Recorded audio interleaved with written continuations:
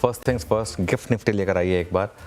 अगर आप gift Nifty bye कर सकते हैं, मतलब बहुत लोगों के पास ऑप्शन होता है ना, कई लोगों ने अकाउंट खुलवाए भी हैं, कई लोग कोशिश करते भी हैं गिफ्ट निफ्टी ट्रेड करने की। अगर तो आप गिफ्ट निफ्टी में ट्रेड कर सकते हैं तो मेरे ख्याल से ये एक पहली ट्रेड तो यही होगी कि इसको यहाँ लेके प्री ओपन में निपटा दें, क्योंकि या ओपनिंग में निपटा दें। मुझे नहीं लगता कि 47 पॉइंट का गैप अप होगा, मुझे लग रहा है गैप अप बड़ा होगा। लोग डरे हुए हैं शायद, इस वजह से इसको बिलीव नहीं कर रहे हैं, लेकिन मुझे लग रहा है गैप अप एटलीस्ट 150 से 200 पॉइंट का होगा। उसका कारण क्या है? उसका कारण आज का हीरो। हमने फ्राइडे के शो की शुरुआत की थी आज का एक्सीडेंट के साथ, और उसने पूरा का पूरा मूड माहौल बिगाड़ा था। आज का हीरो लेकिन रहेगा ICICI बैंक, ठीक है। और बैंक निफ्टी का शायद एक रखवाला बने, वो वाइब चलाते रहिए, वो बहुत अच्छी वाइब बनाई है उन्होंने। ये मुझे लग रहा है कि आज आपको काफ़ी शानदार मूव देगा। पहली बात तो balance sheet growth mid teens पर, इस चीज़ को समझिए। एक इतना बड़ा प्राइवेट बैंक, देश का second largest private bank, mid teens पर बैलेंस शीट ग्रो कर रहा है without compromising on margins. Quarter on quarter basis 5 से 10 बेसिस पॉइंट का एक इम्पैक्ट है मार्जिन्स पर, ठीक है, तो उसमें कोई दिक्कत नहीं है।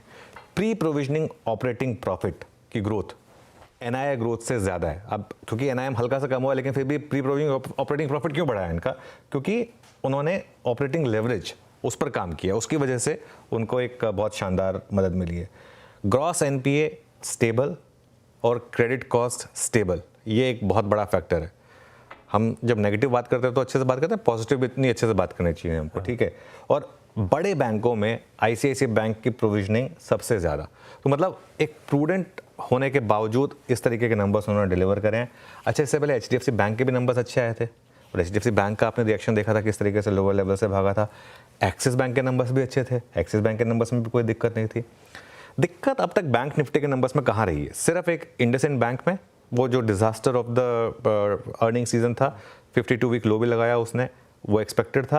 कोटक के नंबर्स खराब थे, लेकिन कोटक के नंबर हमने डिस्कस कर रहे थे कि भाई वन ऑफ है, इसकी वजह से खराब हैं, वो RBI की वो लिमिटेशंस थी उसकी वजह से। तो हो सकता है कि अगले कुछ दिनों में आशीष, ये पॉसिबिलिटी है कि आप ICICI बैंक और HDFC बैंक दोनों ऑल टाइम हाई लगा दें, और फिर भी मार्केट ऑल टाइम हाई से इतना दूर, ये काफ़ी इंटरेस्टिंग होगा। लेकिन मामला सारा ये है, ये सारी की सारी थ्योरीज हैं, प्रैक्टिकल में पता चलेगा आज मार्केट खुलेगा तो किस तरीके से रिएक्ट करता है। फ्राइडे को एक और चीज़ हुई, फ्राइडे को आप बैंक निफ्टी का इंटरडे चार्ट लेकर आइए। बैंक निफ्टी का इंटरडे चार्ट में फ्राइडे को बैंक निफ्टी का लो था 50,382, ठीक है, और हम बंद हुए हैं 50,387 पर। तो करीब करीब 400 पॉइंट की बहुत शार्प कवरिंग हुई थी, जो आई थिंक मार्केट ने कुछ हद तक ICICI बैंक के नंबर्स को प्रीएम्प्ट करने की कोशिश करी थी। लेकिन उसके अलावा भी एक जो इंटरेस्टिंग चीज़ वो ये है कि बैंक निफ्टी का अक्टूबर का लो था 50,200 और फ्राइडे का लो था 50,382। अब तक निफ्टी ने भले ही तोड़ दिया था अक्टूबर का लो, अब तक बैंक निफ्टी ने नहीं तोड़ा है वो लो। तो अगर बैंक निफ्टी में आज एक सॉर्ट ऑफ डबल बॉटम बने तो बड़ा पॉजिटिव होगा। लेकिन अगर आज बैंक निफ्टी की रैली फेल हुई, अगर आज बैंक निफ्टी की रैली फेल हुई और अगर हमने किसी तरीके से फ्राइडे का लो ब्रीच कर दिया, तो फिर मार्केट में वो 200 DM में ओपन हो जाएगा। बहुत सिंपल है। अब मार्केट की अप्रोच यहाँ से आज के गैप अप में देखते हैं मार्केट कहाँ जाएगा।